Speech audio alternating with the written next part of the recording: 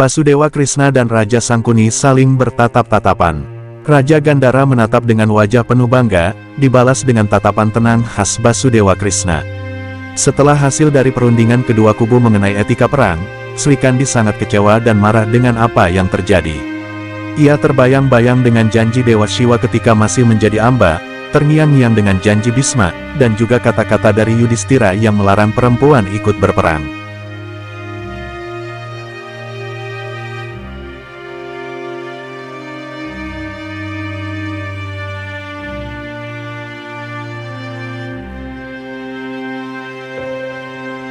Sri Kandi memutuskan untuk melepas baju perangnya, sebagai tanda kecewa karena tidak bisa ikut berperang. Di dekat kayu-kayu yang ditata untuk pembakaran mayat, Bhisma berjalan-jalan sambil mengecek keadaan. Sri Kandi tiba-tiba datang menghampiri Panglima Perang Hastinapura tersebut. Kakak dari Drupadi itu, berbicara terhadap Bhisma mengenai kesalahan-kesalahan Bhisma, ketamakan Bhisma, hingga keegoisan dari Bhisma. Sri Kandi memaki-maki Bhisma dan seolah-olah mendoakan agar Bhisma tetap hidup, hingga medan Kurusetra ini dibanjiri oleh darah, sampai Bhisma pada akhirnya menangis meneteskan darah. Bhisma dengan kebijakannya, yang mengatakan, bahwa Sri Kandi tidak bisa masuk ke medan perang Kurusetra ini. Namun Sri Kandi meyakinkan, bahwa ia akan masuk ke medan Kurusetra ini, untuk membunuh Bhisma sekaligus mengobati dendam Dewi Amba. Dan Sri Kandi juga mengingatkan, bahwa pertempuran ini merupakan kesalahan Bhisma, di mana ini merupakan hasil dari kemarahan kakak dari perempuan, yang menutup matanya dengan kain. Entah disadari oleh Bhisma ataupun tidak. Kemudian Sri Kandi pergi meninggalkan Bhisma. Ketika Sri Kandi baru beranjak beberapa langkah, Bhisma memanggilnya lagi. Bhisma mengatakan, bahwa Sri Kandi pernah bilang bahwa, ia akan datang ketika diri Bhisma sudah tua dan lelah. Putra Gangga tersebut, mengatakan bahwa dirinya sudah merasakan hal itu semua dan sekarang jiwanya ingin bebas. Sri Kandi kembali mengamini kata-kata Bhisma, dengan ia percaya bahwa di suatu hari nanti di medan perang ini, ia akan masuk dan akan menjadi penyebab kematian Bhisma. Tunggulah saat kematianmu tiba. Tunggulah kedatanganku.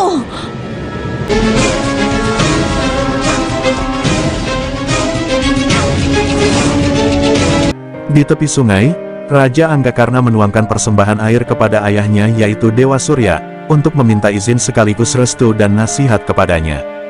Dewa Surya kemudian muncul di hadapan putranya, yaitu Raja Anggakarna. Percakapan dimulai oleh Karna, dengan memberitahukan bahwa ia butuh cahaya Dewa Surya, untuk menerangi kegelapan hidupnya. Dewa Surya mewanti-wanti, agar putranya tidak berpegang pada kebaikan lagi, karena tidak lama lagi Dewa Indra akan datang untuk meminta perisai dan antingnya. Raja Anggakarna meyakinkan kepada Dewa Surya, bahwa kekuatannya berada di tangan dan panahnya. Dan jika yang ditakutkan musuh adalah perisainya, maka ia akan memberikannya dengan sukarela. Kemampuanku terletak pada tanganku ini, juga terletak di panahku, ayah. Dan jika anak-anaknya lebih takut pada perisai, maka aku akan melepaskan perisai itu. Dan aku akan memberikannya dengan sukarela, ayah. Di perkemahan kubu Kurawa, Panglima Bhisma sedang meminta sumpah dari semua prajurit dan raja-raja yang sekutu. Bhisma mempertanyakan terkait Raja Anggakarna, yang belum memberikan sumpah setia kepada Panglima. Duryudana memberitahu kepada Bhisma, bahwa temannya karena hanya bersumpah setia kepada Duryudana dan tidak kepada yang lain. Namun Bhisma kembali menyanggah, bahwa seluruh prajurit harus bersumpah setia kepada Panglimanya, tidak terkecuali pada Raja Anggakarna. Kemudian Bhisma meninggalkan tempat tersebut.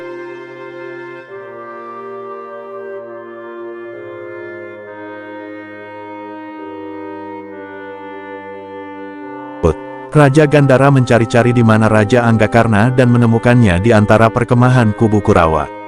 Setelah penghormatan antara keduanya, Raja Gandhara meminta agar Raja Angga mau untuk sumpah setia kepada Bhisma.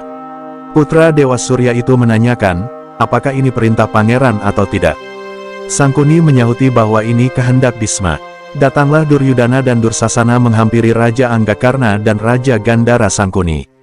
Pangeran Duryudana menyatakan bahwa kebebasan Raja Anggakarna sangat diperlukan.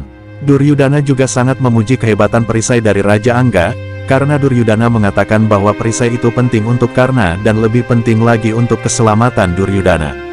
Hal ini membuat Karna semakin bimbang antara sumpah dan permintaan sang pangeran.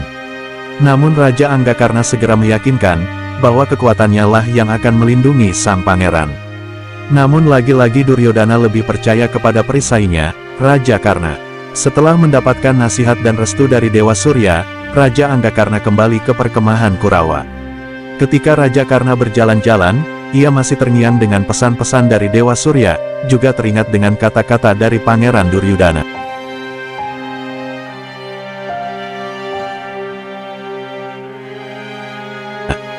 Lamunan Raja Anggakarna tiba-tiba terpecah setelah melihat Brahmana tua yang duduk bersandar di pohon dekat perkemahan Kurawa.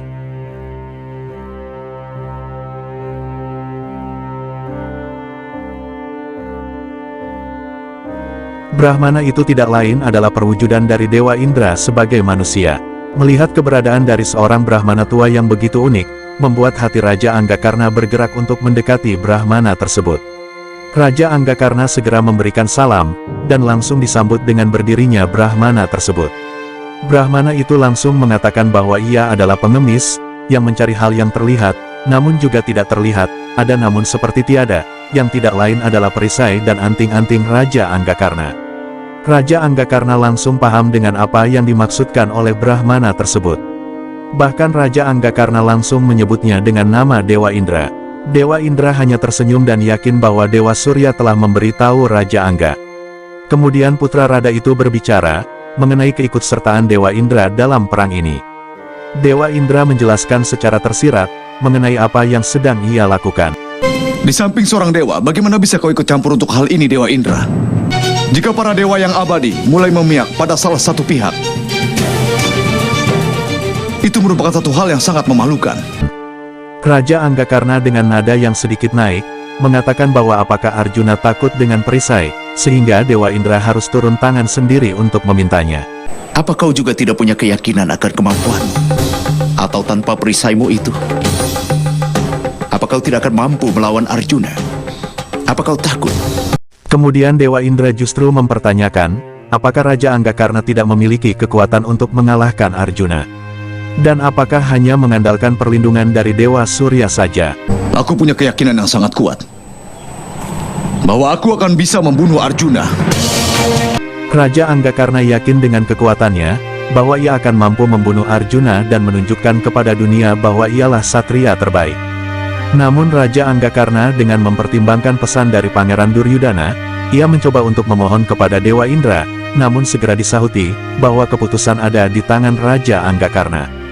Sebelum pergi, Dewa Indra memberikan pesan bahwa ia akan menunggu di tepi sungai pada esok subuh, untuk mendapatkan perisai dan anting-anting itu atau Raja Anggakarna harus menuangkan air persembahan kepada Dewa Surya, untuk memberitakan bahwa ia tidak pantas memakai pemberiannya itu.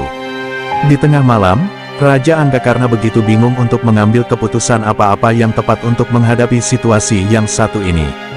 Karena teringat dengan pesan dari Dewa Surya bahwa Dewa Indra akan datang untuk meminta perisai demi melindungi Arjuna. Karena juga teringat dengan kata-kata dari Dewa Indra yang menguji sumpah dari dirinya. Di sisi lain karena teringat dengan kata-kata Pangeran Duryodhana yang begitu bangga dan percaya kepada perisai milik Raja Anggakarna. Di perkemahan kubu Pandawa, Arjuna dan Basudewa Krishna sedang bercengkrama mengenai peran ini. Basudewa Krishna mengatakan bahwa untuk mencapai kemenangan memerlukan 3 senjata, yaitu kebenaran, kesabaran dan keberanian. Tiba-tiba datang seorang Brahmana tua yang menyanggah pernyataan Basudewa dan mengatakan bahwa masih kurang 1 senjata lagi, yaitu kesempatan. Tanpa kesempatan kebenaran akan tenggelam. Tanpa kesempatan, kesabaran dan keberanian akan sirna. Kemudian ia mendoakan Arjuna dan memberi salam kepada Basudewa Krishna. Setelah itu Brahmana mengatakan bahwa ia akan memberikan sumbangan untuk kubu Pandawa demi menegakkan kebenaran. Sumbangan ini akan menjadi sangat penting karena sumbangan ini berupa kesempatan untuk mencapai kemenangan. Arjuna masih bertanya-tanya dan bingung mengenai apa yang akan disumbangkan oleh Brahmana tua itu. Namun Basudewa Krishna sudah bersedia menerima bantuan dari Brahmana itu. Kemudian Brahmana itu pamit untuk pergi meninggalkan Basudewa Krishna dan Pangeran Arjuna. Di pinggiran sungai, Raja Anggakarna datang dengan suatu wadah berisi air untuk memberikan penghormatan kepada Dewa Surya. Raja Anggakarna meminta agar Dewa Surya muncul menyinari dunia. Demi melindungi salah satu anaknya, Dewa Surya tidak boleh melupakan anak-anaknya yang lain. Karena seluruh manusia yang ada di bumi adalah anaknya juga. Di belakang Raja Anggakarna sudah datang seorang Brahmana yang merupakan penjelmaan dari Dewa Indra dengan maksud untuk meminta perisai dan anting-anting sebagai amal. Raja Anggakarna kembali meminta agar Dewa Surya segera muncul. Sesaat kemudian matahari mulai terbit menyinari dunia yang membuat senyum di wajah Raja Anggakarna.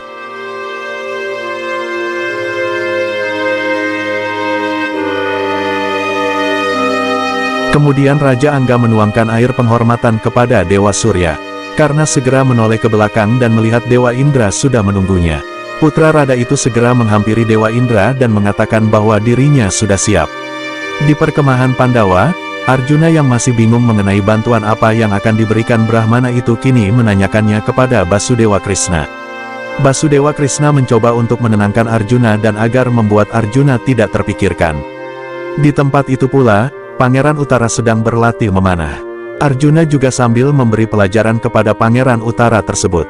Ketika Arjuna memberi contoh kepada Pangeran Utara dan berhasil menghancurkan perisai, Pangeran Utara tanpa sengaja mengatakan bahwa hanya perisai suci yang mampu menahan panah dari Pangeran Arjuna. Mendengar kata-kata dari Pangeran Utara, Arjuna seolah mendapatkan jawaban dari pertanyaannya sebelumnya. Kemudian ia menoleh menatap Basudewa Krishna dan seolah mendapat restu dan jawaban juga dari Sri Krishna. Arjuna yang merasa tidak senang dengan apa yang dilakukan Brahmana itu, segera berlari meninggalkan Basudewa Krishna dan Pangeran Utara, untuk mencari Brahmana tersebut. Setelah penghormatan Raja Anggakarna kepada Dewa Surya dan sudah bertatap muka dengan Dewa Indra, Raja Anggakarna diminta memilih antara tetap melanjutkan perang menjadi benteng Duryudana atau bersumpah untuk tidak ikut berperang. Jika mau mengambil sumpah tidak perang karena akan dibebaskan oleh Dewa Indra dari sumpahnya. Dewa Indra menjelaskan betapa pentingnya menjaga kebenaran tetap berlangsung di dunia ini. Maka dari itu Dewa Indra tidak menginginkan Kurawa yang muncul sebagai pemenang. Dan demi untuk mengalahkan Kurawa, salah satunya adalah dengan menunjukkan kelemahan dari Raja Anggakarna. Putra Rada itu hanya diam dan segera membuka selendangnya dan mengambil belati yang ia bawa. Raja Anggakarna memulai pengorbanannya dengan memotong anting-anting yang ada di telinganya. Setelah memotong anting-antingnya, ia menyerahkannya kepada Dewa Indra.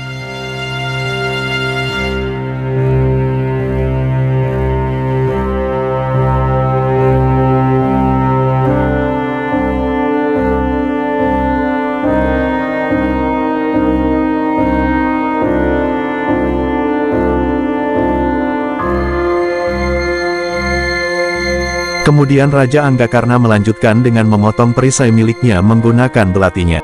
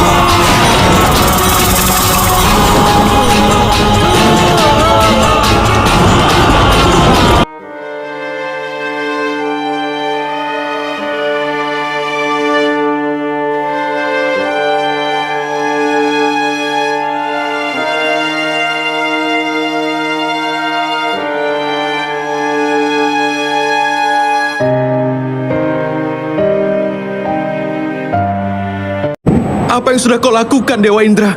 Kau meminta perisai dan anting-anting dari Karna Raja Angga. Pada saat yang bersamaan, Arjuna sudah tiba di tempat tersebut dan mempertanyakan keputusan dari Dewa Indra untuk mengambil perisai dan anting-anting Raja Angga. Arjuna mengatakan bahwa apa yang dilakukan Dewa Indra mencoreng nama baik dari Arjuna dan orang akan menganggap bahwa kemenangan Arjuna karena dibantu oleh ayahnya. Arjuna juga mengatakan bahwa ia masih terngiang-ngiang dengan ibu jari Ekaloya yang terputus yang membuat semangatnya melemah dan juga ditambah dengan diambilnya perisai dan anting-anting Raja Angga. Dewa Indra menjelaskan bahwa perisai dan anting-anting ini bukanlah senjata dari langit, melainkan bagian dari Dewa Surya itu sendiri. Dalam perang antar manusia seperti saat ini, bagian dari dewa tidak boleh ikut serta. Perisai Karna bukanlah senjata dari langit yang diberikan oleh dewa, tapi bagian dari Dewa Surya itu sendiri. Dalam sebuah perang antar manusia, tidak boleh ada bagian dari dewa yang terlibat di dalamnya, baik untuk perlindungan ataupun untuk menyerang. Kemudian Dewa Indra menyuruh Raja Anggakarna untuk meminta satu anugerah darinya. Apapun itu, Raja Anggakarna mengatakan bahwa seorang kesatria membutuhkan senjata, maka ia meminta agar Dewa Indra memberi ia senjata yang tidak pernah gagal ketika telah menyebut nama seseorang.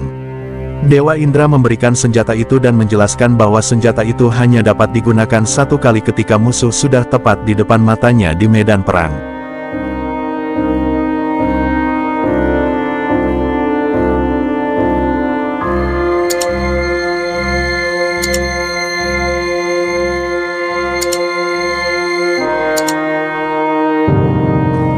Kemudian Dewa Indra memberi salam kepada Arjuna dan Karna sekaligus meninggalkan mereka berdua.